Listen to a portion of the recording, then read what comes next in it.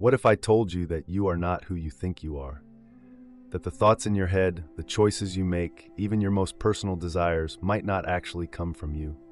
That beneath your sense of identity, beneath the story you've built about who you are, there's something deeper, something older, something that has been silently shaping your life from the very beginning. This isn't a conspiracy theory. This is psychology. And no one has ever explored this idea with more depth, more courage, and more clarity than Carl Jung. If you've ever wondered why you keep repeating the same mistakes, if you've ever sabotaged something good in your life and couldn't explain why, if you've ever felt like something inside you is pulling you backward, even when everything outside seems to be moving forward, Jung can explain that. Not with a quick answer, not with a motivational quote, but with a mirror, a brutal, beautiful mirror that shows you what you've been avoiding your entire life. Carl Jung wasn't just another psychologist. He wasn't interested in helping people adjust to a sick society. He wasn't focused on symptom relief or behavior modification. What he wanted was far more radical. He wanted to help people reconnect with the truth of who they are. To dive into the depths of the human psyche, not to escape from suffering, but to understand it, integrate it, and transform through it. Because to Jung, suffering wasn't a mistake. It was a message, a signal that something in us is out of alignment, that we've lost contact with our essence. And if you look around at today's world, his warnings still echo loudly. We are still ignoring our emotions, still chasing distractions to numb our emptiness, still repeating destructive patterns, still calling it fate when life falls apart, instead of recognizing the inner forces at play. Jung saw all of this coming, and instead of offering comfort or simple answers, he offered something far more powerful: the truth. The raw, unfiltered truth about what lives inside you and how it silently runs your life. One of the most revolutionary things Jung revealed was this: the human mind isn't entirely individual.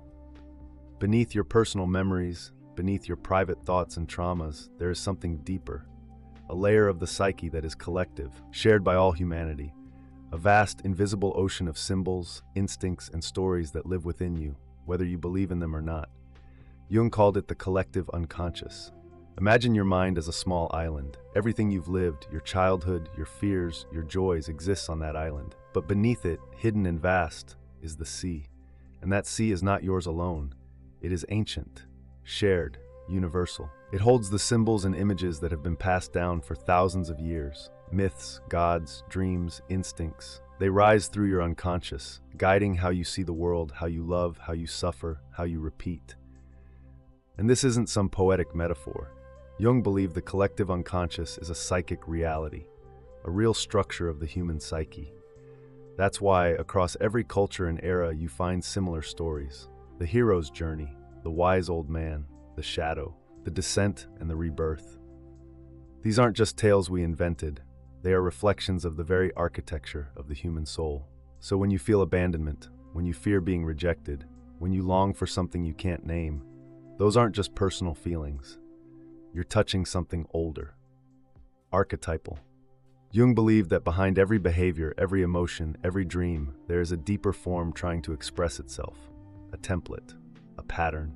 He called these forces archetypes, universal psychic structures that influence our thoughts, feelings, and actions more than we know. And here's the thing, ignoring them doesn't make them go away.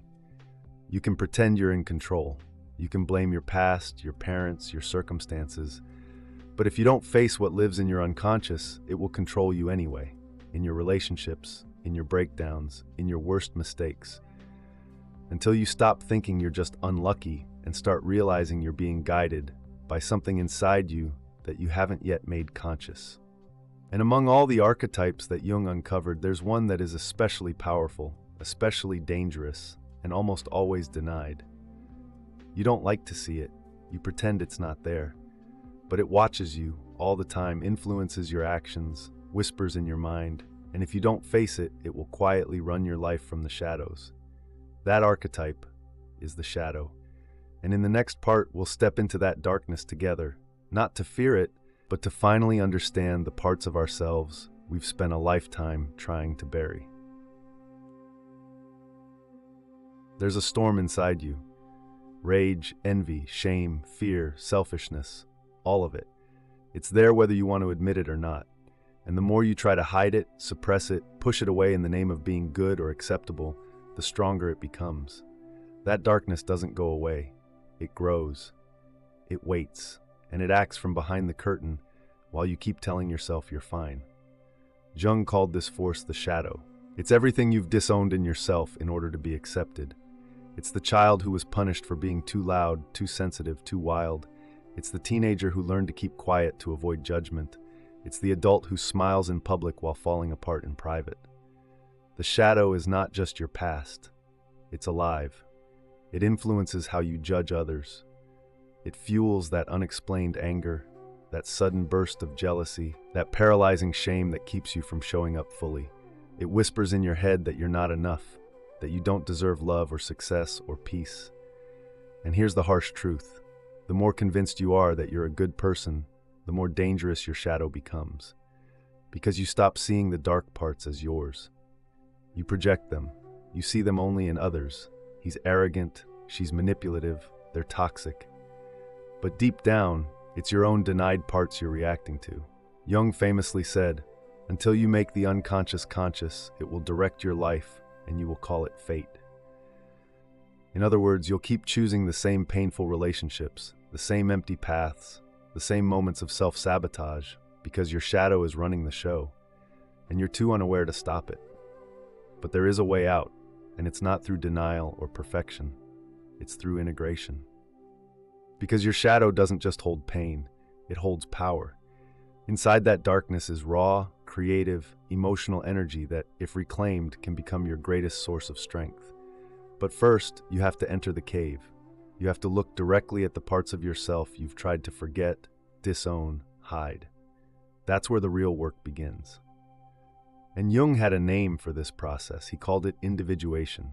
Individuation is not about becoming your best self in the Instagram sense. It's not about high vibes or manifesting dreams.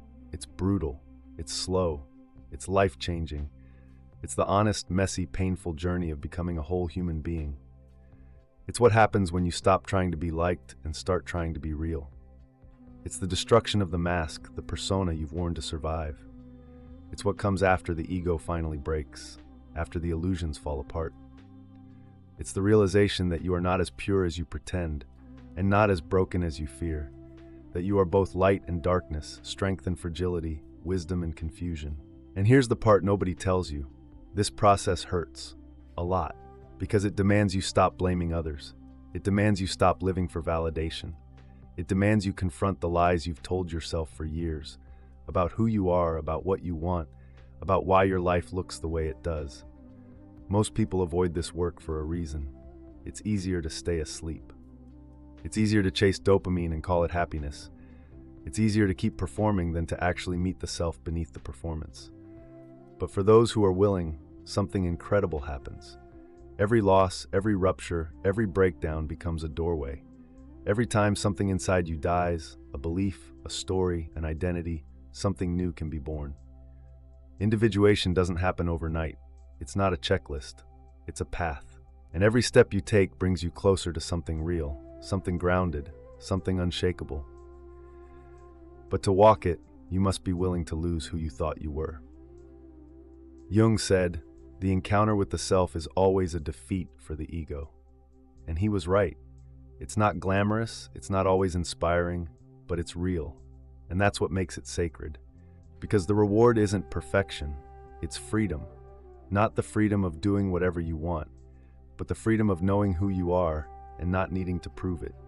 The freedom of no longer being split in two, public and private, outside and inside. The freedom of becoming whole, of standing in your truth without apology, and perhaps most beautifully, of finally being able to live from your soul, not your shadow, not your fear, not your performance. Your soul speaks. It's always speaking. Not in words, but in symbols, images, feelings, through your dreams, through your gut, through the stories you're drawn to without knowing why. And in the final part, we'll explore how to listen, how to stop escaping yourself, and start decoding the messages your inner world has been trying to send you all along. Every night, without fail, something mysterious happens. Your conscious mind shuts down, your body rests, and something ancient inside you begins to speak. But it doesn't use words.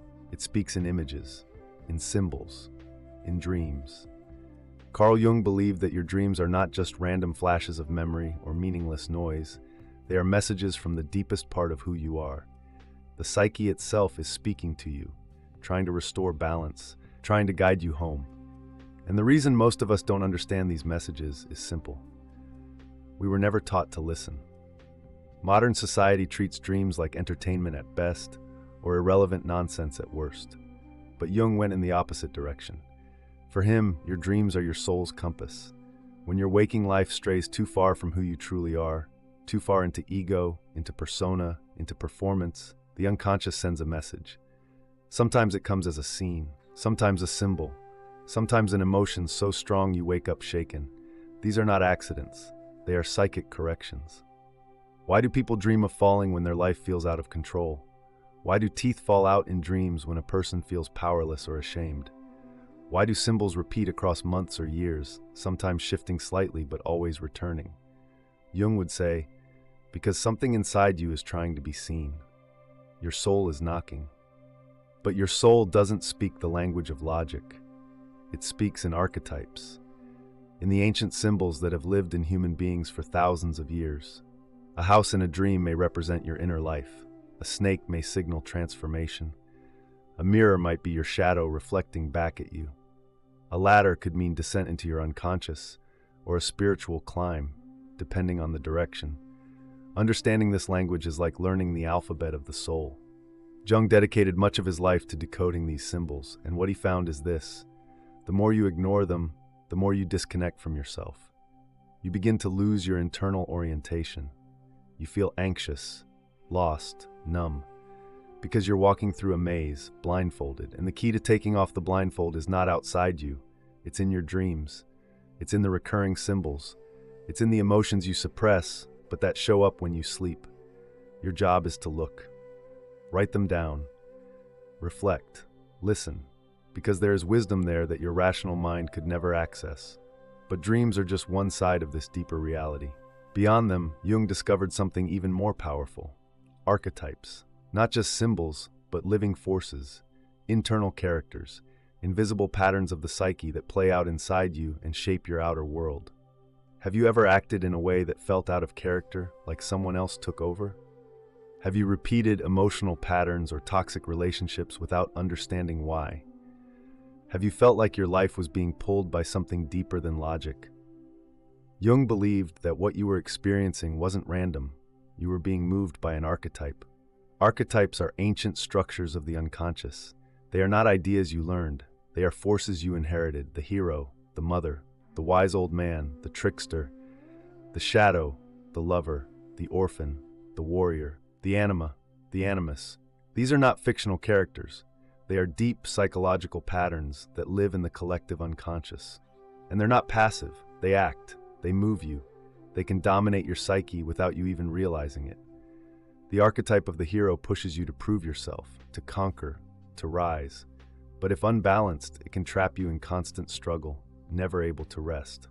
The shadow hides in denial and fear, but if integrated, it gives you raw power and honesty. The anima, the feminine within the masculine psyche, appears in dreams, projections, obsessions, until it is recognized and embraced. The animus, the masculine in the female psyche, pushes for intellect, structure, clarity, but can also harden the heart when not balanced. When an archetype is active in you but unconscious, it possesses you.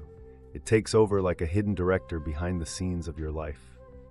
You think you're making decisions, but you're acting out a script you never wrote.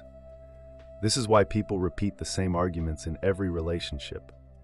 This is why you're drawn to the same toxic patterns, because the archetype is living through you, and you haven't claimed authorship of your own story.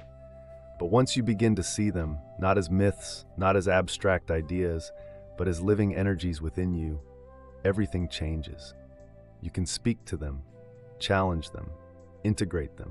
You stop being a puppet, you start becoming a creator, and that is the true aim of Jungian psychology, not to fix you, not to make you more normal, but to help you become whole. Because the truth is, You are not just a name or a history or a role. You are a soul made of many parts, some light, some dark, some ancient, all necessary. The work of becoming whole isn't easy, but it's real, and nothing will ever feel more alive.